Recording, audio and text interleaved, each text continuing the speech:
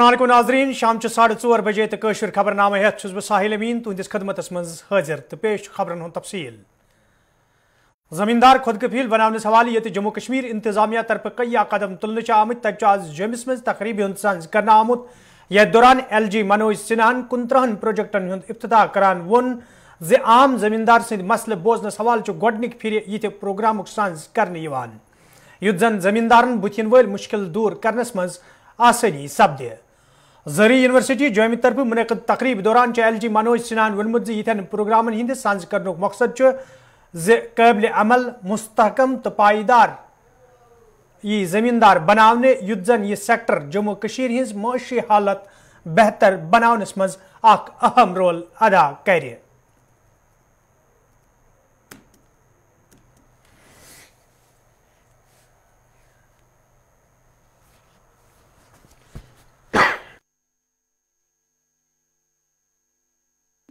Climate change की हकीकत को ध्यान में रखते हुए कम वाटर इंसेंटिव और हाई वैल्यू क्रॉप विजन को इम्प्लीमेंट करना तथा खेती में स्थायित्व लाने की आप सभी पर बड़ी भारी जिम्मेदारी आ गई है। क्लाइमेट स्मार्ट एग्रीकल्चर की परिकल्पना को हकीकत का जामा पहनाकर हम केवल फूड सिक्योरिटी को नहीं नया आकार देंगे बल्कि जम्मू कश्मीर की अर्थव्यवस्था को भी नया आकार देंगे, किसानों की संपन्नता को भी एक नया आकार देंगे। जो भी किसान भाई नीच क्रॉप्स यानी विशेष फसलों को अडॉप्ट करना चाहते हैं, मेडिसिनल और हाई डेंसिटी तथा फ्लोरिकल्चर की तरफ शिफ्ट होने की उनकी मंशा है, उनके लिए भी सभी तरह के सपोर्ट सिस्टम की व्यवस्था इसमें की गई है। उसकी जानकारी आपको इम्प्लीमेंटेशन फ्रेमवर्क में डॉक्यूमेंट के माध्यम से डुल्लू साहब ने आपको बताया कि दिया जाएगा। हम रूरल बिजनेस एवं सर्विस हब्स की स्थापना भी करने की कोशिश करेंगे। जम्मू कश्मीर में एग्रीकल्चर मार्केटिंग को नया स्वरूप देने की कोशिश होगी। फसलों का अधिक से अधिक लाभ किसानों तक कैसे पहुंचे, ये हमारा अल्टीमेट लक्ष्य होगा। किसान भाई मिलेट ईयर है 2023, इस ईयर में हम लोग प्रवेश कर गए।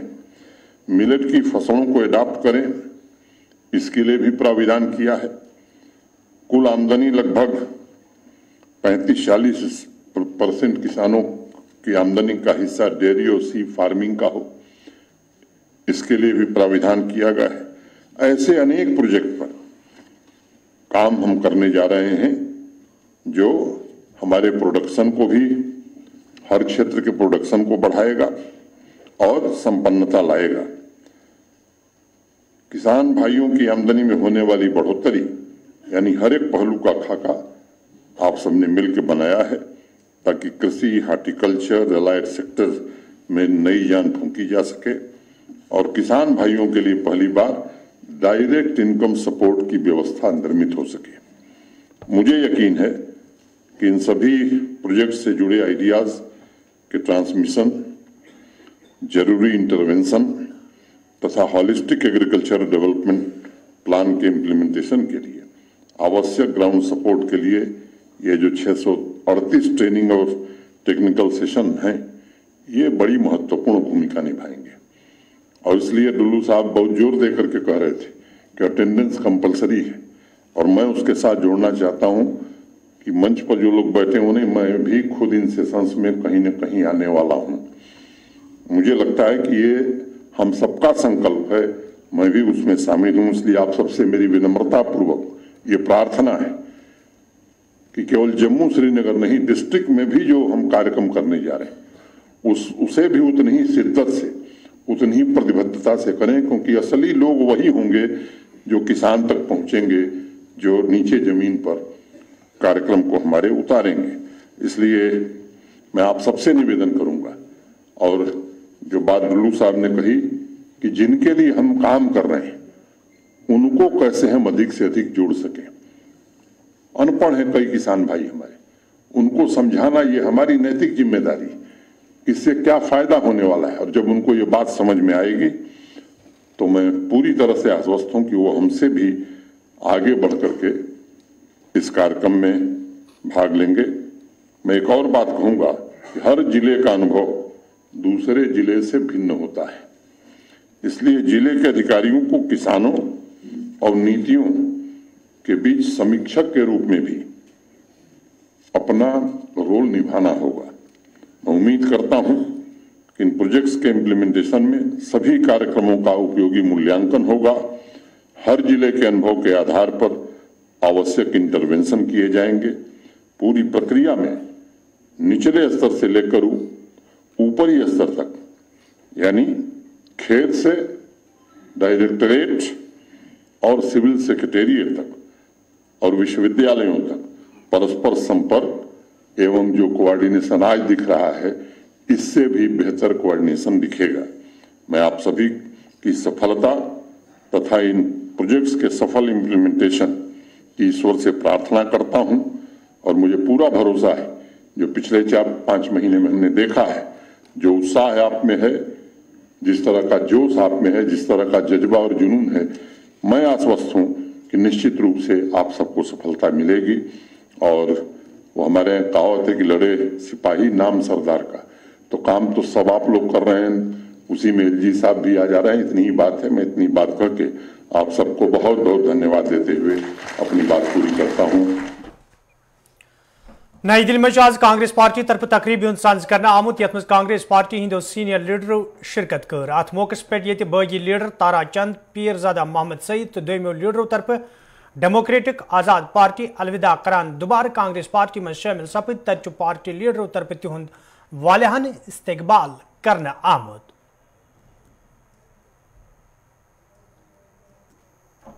मोहिंदर बदवा, भूषण द्वागरा, विनोद शर्मा। राहुल जी का जो जनसैलाब निकला हुआ है, उस जनसैलाब में शामिल होने के लिए डीएपी के लीडर्स हमारे इसमें शामिल हो रहे हैं पार्टी में। और सुबह का भूला शाम को घर आता है, तो उनको भूला नहीं कहते। वैसे सब लोग उनको रियलाइज हुआ है कि हमारी पार्टी, हमारी पहचान कांग्रेस ही है, इसलिए कांग्रेस उन्होंने ज्वाइन करने का फैसला किया है। ताराचंद जी हमारे फॉर्मर डिप्टी सीएम हैं, जो स्पीकर भी थे, लीडर ऑफ सीएलपी भी थे, और स्टेट जब डीएपी था तो उसके सीनियर वाइस प्रेसिडेंट थे, वो vice chairman. Pirzada Mohammad Saeed former PCC president रह चुके हैं, 3 टाइम के मंत्री रह चुके हैं और डीएपी के एक्स वाइस चेयरमैन हैं। ठाकुर बलवान सिंह फॉर्मर एमएलए है और वो एक्स जनरल सेक्रेटरी डीएपी के हैं। मोहम्मद मुजफ्फर परे जो फॉर्मर एमएलसी और सुप्रीम कोर्ट के एडवोकेट है, वर्किंग कमेटी के मेंबर थे डीएपी के। मोहिंदर भारद्वाज जी, एडवोकेट मोहिंदर भारद्वाज जी जो हमारे सीनियर एडवोकेट है और 3 टाइम प्रेसिडेंट बार एसोसिएशन के जम्मू कश्मीर और लद्दाख के प्रेसिडेंट रह चुके हैं। भूषण डोगरा जी फॉर्मर वाइस चेयरमैन, वो schedule caste advisory board Jammu Kashmir government ministerial status उनका था। श्री विनोद शर्मा जी एक्स चेयरमैन कांग्रेस सेवा दल, x general secretary PCC, x district president DAP. Narendra Sharma x general secretary PCC, x general secretary DAP. Naresh Sharma 2 times x chairman municipal council Kathua, जो है जिससे राहुल जी की यात्रा आएगी, शुरू होगी, वहां उस सिटी के वो 2 बार म्युनिसिपल काउंसिल के चेयरमैन रह चुके हैं। Amrish Magotra ex chairman municipal council Katra. Vaishno Devi का नाम आपने सुना होगा, कटरा जाना पड़ता है, तो कटरा के ये म्युनिसिपल काउंसिल के चेयरमैन थे। Subhash Bhagat ex president BCC Samba, ex general secretary DAP. Santosh Manhas secretary DAP. Badrinath Sharma ex founder member of DAP. Varun Bagotra general secretary of youth Congress and senior youth leader DAP. Anuradha Sharma महिला, उनके डीएपी की महिला कांग्रेस की डीएपी की महिला की leader. Vijay Targotra block development chairman Hiranagar. Shrimati Chandra Prabha Sharma महिला लीडर डीएपी। तो ये सब लोग आज हमारे पार्टी में सम्मिलित हो रहे हैं। जैसे कि हमारे वेणुगोपाल सर ने कहा कि ये छुट्टी के लिए गए थे और 2 महीने के बाद 3 महीने के बाद वापस आ गए हैं, उनका हम तहे दिल से स्वागत। हमारी पूरी उम्र जो है वो कांग्रेस में ही बीती है, हमने कांग्रेस के लिए ही काम किया है। बीच में हालात कुछ ऐसे बने कि जल्दबाजी में जज्बाती होके हमने कोई गलत कदम उठा लिया। मैं समझता हूं कि एक बहुत बड़ा गलत कदम हमने उठाया। जिस पार्टी ने ताराचंद जैसे एक गरीब आदमी को, गांव के रहने वाले को टिकट दिया, एमएलए बना, सीएलपी लीडर बनाया, एक पहचान दी। दूसरी दफा मैं जीता तो 6 साल स्पीकर जम्मू कश्मीर असेंबली का रहा। ये भी पार्टी की दी हुई पहचान थी। श्रीमती मैडम सोनिया जी ने मुझे खुद बुला के कहा था कि मैं आपको स्पीकर बना रही हूं, और 6 साल के लिए मैं डिप्टी चीफ मिनिस्टर रहा। ये भी कांग्रेस की देन थी। मैं समझता हूं कि हम सब की जिंदगी में अगर कोई सबसे बड़ा ब्लंडर हमसे हुआ, सबसे बड़ी भूल हुई, हमने जज्बात में आके, किसी के दोस्ती में आके गलत कदम उठा लिया, जिस वजह से ये हमें और हमारी पार्टी को नुकसान। अगर पार्टी का नुकसान है तो हम सबका नुकसान है। ये हम सबको नुकसान उठाना। श्रीनगर आज डेमोक्रेटिक आजाद पार्टी तरफ तकरीब साज कर आमुत, यथ पार्टी सरबराह गुलाम नबी आजादस अलाव दोमे लीडरों तो वर्करों शिरकत कर। तकरीब दौरान ये बानने से तोलक थवन वल कई कांग्रेस कारकुन डेमोक्रेटिक आजाद पार्टी में शामिल सपद, तत तिमन पार्टी लीडरों तो वर्करों तरफ वालियान इस्तकबाल करना आमुत। हमारे और बाकी तमाम साथी जितने भी यहाँ हैं और लीडर फख्र हिंद, मैं कितने नामों से इनको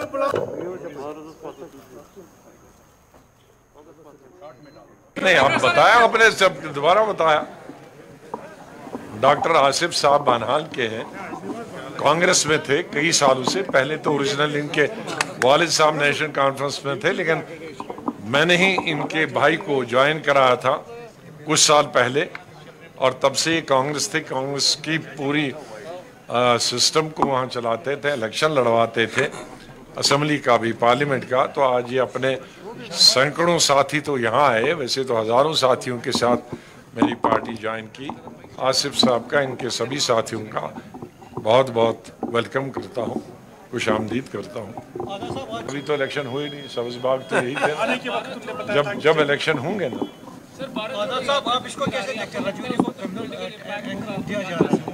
नहीं, देखो, मिलिटेंटों की हमेशा कोशिश रही है, ये आज नहीं है।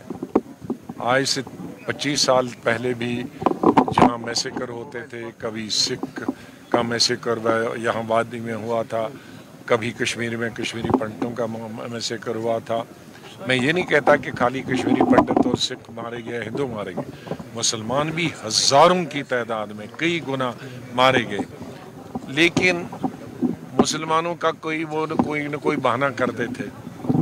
लेकिन अब इक्का दुक्का जो मुलाजिम यहाँ कश्मीरी पंडित था उसको मारते थे। तो वो एक हमेशा पाकिस्तान की पॉलिसी रही है, वो बहुत ही अफसोस है, और उससे यहाँ के मुसलमानों को बहुत नुकसान होता है। शायद मारने वालों को ये इल्म नहीं है कि किसी भी हमारे गैर मुस्लिम को मारने से सबसे ज़्यादा नुकसान कश्मीर के मुसलमानों को होता है। हमारे लाखों बच्चे और बच्चियां कश्मीर की अभी हिंदुस्तान के दूसरे सूबों में पढ़ती है, तो उनके साथ फिर उसका असर पड़ता है।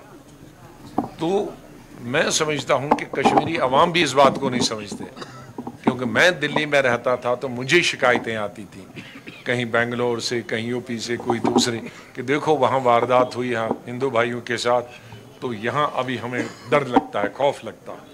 लिहाजा इस बात का हमें एहसास होना चाहिए कि कभी अगर एक हिंदू को मारा जाता है तो लाखों हमारे लड़के लड़कियां जो कश्मीर के हिंदुस्तान में पढ़ते हैं उनके लिए हम आफत तैयार करते हैं।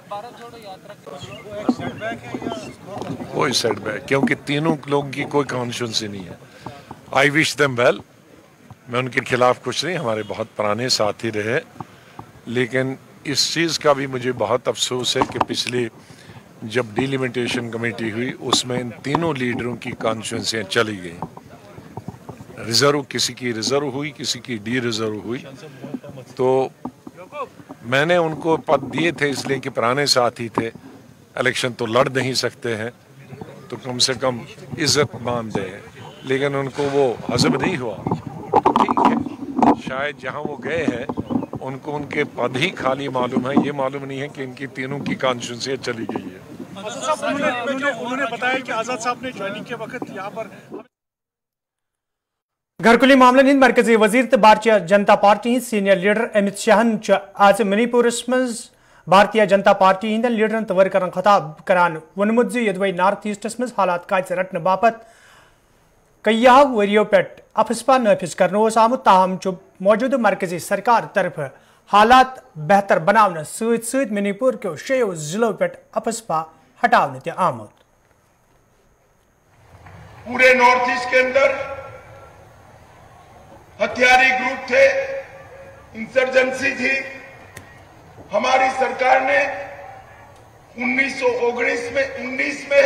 2019 में बोडो समझौता किया, एनएलएफटी से समझौता किया, कार्बी आंग्लोंग का समझौता किया, ब्रू समझौता किया और पूरे नॉर्थ ईस्ट को आज उग्रवाद से मुक्त कराने का काम किया है। मणिपुर में मुझे याद है यहाँ की माताएं बहनें अब सपा हटाने के लिए बड़ा आंदोलन करी थी। उस वक्त हमारा स्टैंड था जब तक इंसर्जेंसी है अब सपा रहना चाहिए, परंतु आज हमने अब सपा के कानून को हटाने की जगह इंसर्जेंसी को समाप्त कर दिया और मणिपुर के 6 जिलों से अब सपा हटाने का काम ये भारतीय जनता पार्टी की सरकार ने किया है। मित्रों, ये बहुत और मुझे भरोसा है कि ब्लॉकेड निर्भर मणिपुर से आत्मनिर्भर मणिपुर की यात्रा मणिपुर को विकास की ओर ले जाएगी। मित्रों, मोदी जी ने लुक ईस्ट की जगह एक्ट ईस्ट की पॉलिसी अपनाई। कांग्रेस के समय में लुक ईस्ट की पॉलिसी थी, देखते रहते थे। हमने एक्ट ईस्ट की पॉलिसी बनाई है, हम काम कर रहे हैं, विकास कर रहे हैं, शांति स्थापित कर रहे हैं। और मित्रों, आज मणिपुर आशा का प्रतीक बना है, होप का प्रतीक बना है। मणिपुर स्टेबिलिटी और स्थिरता का प्रतीक बना है। और आज मैं आपको कहना चाहता हूं कि मणिपुर के अंदर इनर लाइन परमिट बहुत समय से आप लोग इनर लाइन परमिट मांग रहे थे, मांगना भी भूल गए। पूरे चुनाव में दौरा किया, किसी ने इनर लाइन परमिट मांगा ही नहीं कि सब समझते थे मिलने वाले हैं। मांगते थे भाई, बताइए, नहीं मांगते। मगर ये खुशनुमा सुबह में मोदी जी ने निर्णय किया और मणिपुर की सभ्यता को बचाने के लिए इनर लाइन परमिट मांगे बगैर देने का काम भारतीय जनता पार्टी अवामी नेशनल कॉन्फ्रेंस पार्टी तरफ आज श्रीनगर मज तजीती मजलिस साज कर आमुत, यथ पार्टी लीडरों तो वर्करों शिरकत कर। अत मौके पे मरहूम गुलाम मोहम्मद शाह जबरदस्त अल्फाजन मज खराज पेश करना आव। तत लीडरों तरफ वन आमुत तिहुंद मिशन ब्रोह पकना बापत यी वथ वंज काम करने।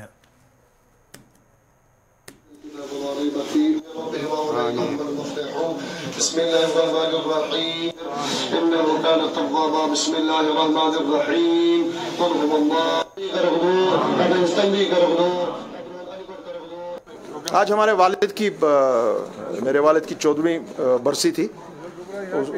उसके लिए यहाँ पे हम सब जमा हुए थे। अवामी नेशनल कॉन्फ्रेंस की पूरी प्रोविंशियल कमिटीज़ यहाँ पे आई थी। सो ये प्रोग्राम था और आज हमने यहाँ पे 6 जनवरी 2023 से ANC का मास